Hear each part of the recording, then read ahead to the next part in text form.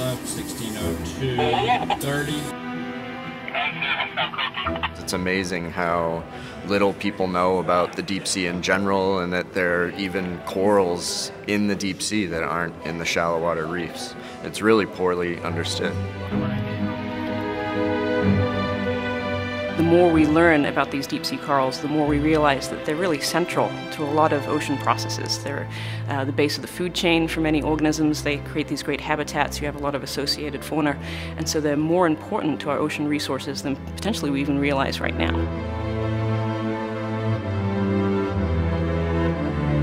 It's our responsibility to conserve it and to maintain it. And that's a big driver for a lot of us at this conference, is to set out the science and to understand the systems so we can develop strategies for conservation for future generations.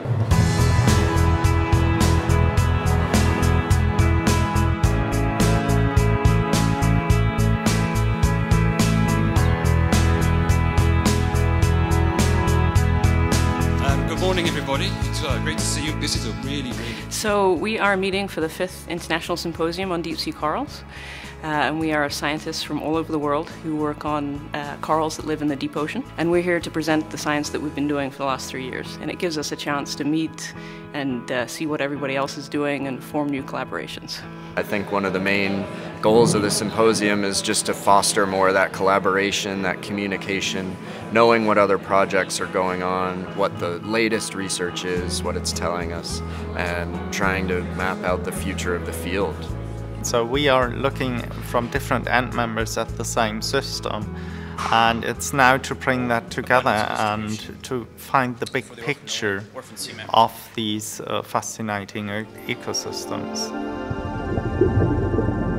The first thing is taxonomy. Everyone is confused about what's down there because most of us are bringing up things that we've never seen before. And we've gotten to the point now we can recognize the major groups, but I'm basically an ecologist, and I bring up something and goes, this doesn't fit with anything else I've seen before, particularly when you get down to 4 kilometers, everything is new. Yeah, big challenges, yes. I mean, we try to understand why the animals are where they are, but we don't know what they like in an environment. Do they like hot water, cold water, lots of food, lots of particles in suspension, high flow conditions or low flow conditions?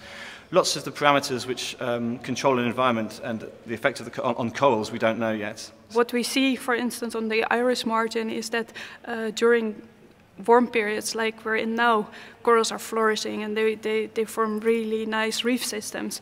But what we also can see is that during colder periods, more than 11,000 years ago, corals are gone. So we miss big bits of our sedimentary records during those periods because the corals were not there.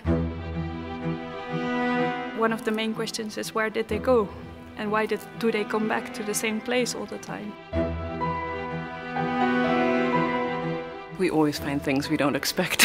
There's, as you say, this field is relatively new. We've only been studying these cold water corals for such a short period of time.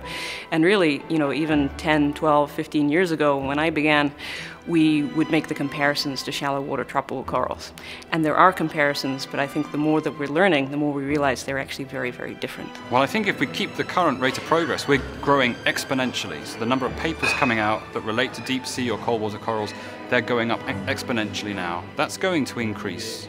The difficulty that we have is at a lot of national levels, the economic situation across the world is dire. So what we have to do is work more collaboratively across international boundaries, not just across European Union member states, to form really integrated projects that make the maximum use of these precious taxpayer resources to answer really big questions. That's where we need to go. The fun part is just curiosity. I mean, it's all new things you discover. It's like you find new things. That's really interesting. It's the deep sea. We don't know anything about it, so the field is wide open. There's so much to be done.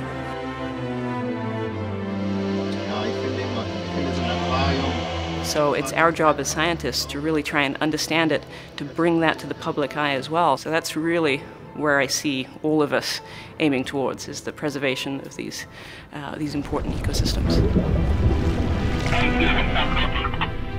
Loud and clear.